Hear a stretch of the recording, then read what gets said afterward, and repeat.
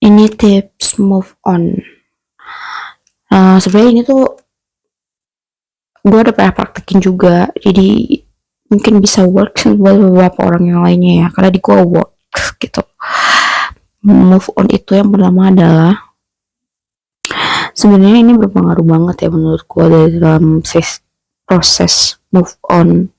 Yang pertama adalah kalian tuh harus tahu gitu, kenapa kalian tuh berpisah gitu. Kenapa berpisah atau udahan gitu. Kalau semakin jelas alasannya, itu tuh bakalan proses move on-nya makin enak gitu. Kayak misalkan, ya kalau ini maksudnya salah satu mindsetnya ya, misalkan kalau misalkan orang yang gak sayang sama gue, ya ngapain gue sayang sama orangnya, atau kalau misalnya orangnya udah give up sama gue, ngapain masih gue pertahanin gitu. Atau very penting gitu dalam hubungan yang menurut lu tuh non-negotiable gitu, kayak misalkan respect gitu ya. Jadi kalau dia nggak respect ya udah gitu loh. Nah, semakin jelas itu bakalan semakin gampang lo buat move on. Terus yang kedua itu adalah penerimaan. Ini penting juga. Jadi maksudnya lo tuh harus menerima gitu loh. Lo tuh sedang patah hati, lo sedang sedih gitu. Maksudnya ya namanya juga sayang gitu ya, wajar aja patah hati gitu, wajar aja kita sedih, dan itu nggak apa-apa banget. Soalnya kalau kita nyaman deny kayak enggak kok gue nggak patah hati, itu bakalan lebih susah move on sebenarnya. Karena kayak kalau kita sakit dan kita nggak tahu kita sakitnya apa kan, jadinya nggak tahu ya obatnya tuh obat apa gitu. Nah, misalnya sakit kepala ya obatnya kan jadi obat sakit kepala gitu. Terus habis itu setelah kita menerima tuh fase selanjutnya adalah kita ya kalau kita mau nangis-nangis beberapa hari tuh nggak apa-apa banget gitu. Yang penting kalian tuh masih berfungsi gitu.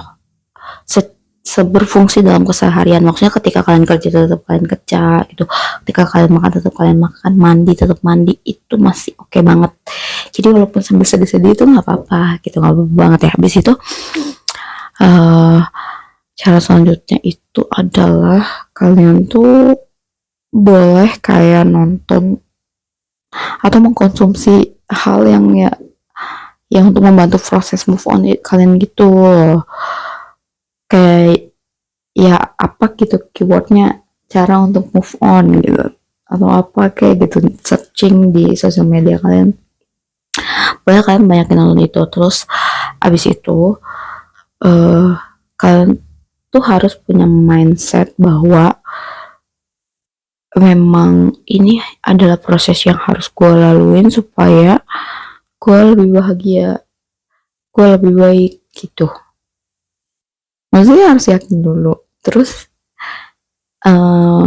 kalian juga harus punya mindset penerimaan bahwa apapun yang terjadi sekarang tuh itu udah yang paling terbaik yang sudah Tuhan rencanakan gitu. Jadi kalian tuh lebih ikhlas gitu.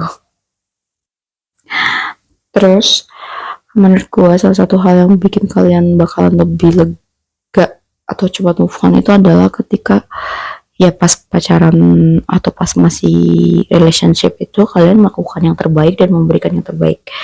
Karena pengalaman gue tuh kalau gue dengerin cerita orang-orang gitu ya yang putus terus kayak move on-nya lama, terus kayak susah lupa tuh karena mereka tuh suka apa ya, menahan diri untuk melakukan yang terbaik dan memberikan yang terbaik gitu loh. Karena menurut gue ketika kalian dalam fase ketika masih relationship, nggak take it for granted, dan kalian tahu kok bisa memastikan juga udah ngasih semua yang terbaik, udah memberikan semua yang terbaik, melakukan yang terbaik juga. Jadi ketika perpisahan tuh kayak rasanya tuh udah kayak ya udah gue udah cukup kok gitu, gue udah ngelakuin semuanya, gue udah memberikan semuanya, jadi mungkin ini sudah waktunya gue selesai gitu, kayak I'm done gitu, done at all gitu. Jadi lebih tenang. Jadi sebenarnya berpengaruh juga ya prinsip yang memberi segala yang terbaik dan melakukan yang terbaik itu gitu. Dan kalaupun ada yang ninggalin kita atau kita ninggalin orang lain tuh, kita juga ngerasanya ya fine gitu, karena udah beres kok semuanya, udah gue lakuin, it's enough. Terus yang selanjutnya itu adalah, jadi sebenarnya seberapa sakit yang kita rasain tuh bagaimana kita memaknai sakit tersebut. Maksudnya kayak gini, kalau kita memaknai patah hati kita itu menyakitkan, pasti bakal lebih menyakitkan. Of course patah hati emang sakit, cuman kalau udah kitanya terus-terusan mikir bahwa patah hati tuh sakit banget gitu, itu tuh akan membuat sistem otak kita tuh transfer ke tubuh kita juga gitu. Yang kadang ada psikomatis juga, yang fisiknya tuh bereaksi kayak gitu. Jadi coba maknainnya tuh sama suatu yang lain, yang bright side gitu. Kayak contohnya, kalau gue berhasil melewati fase patah hati ini, hidup gue bakal better, gue bakal lebih baik, gue bakal lebih peaceful gitu. Terus setelah itu yang kalian harus pikirin itu adalah what's next. Jadi biasanya karena kalian tuh masih terus fokus di masa lalu tuh, kalian tuh nggak lupa gitu buat mikirin apa yang harus selanjutnya kalian lakukan gitu. Jadi penting banget tuh kalian tuh boleh nulis, boleh cerita ke orang kayak, atau ngomong sendiri aja, apa ya, what's next yang harus gue lakuin.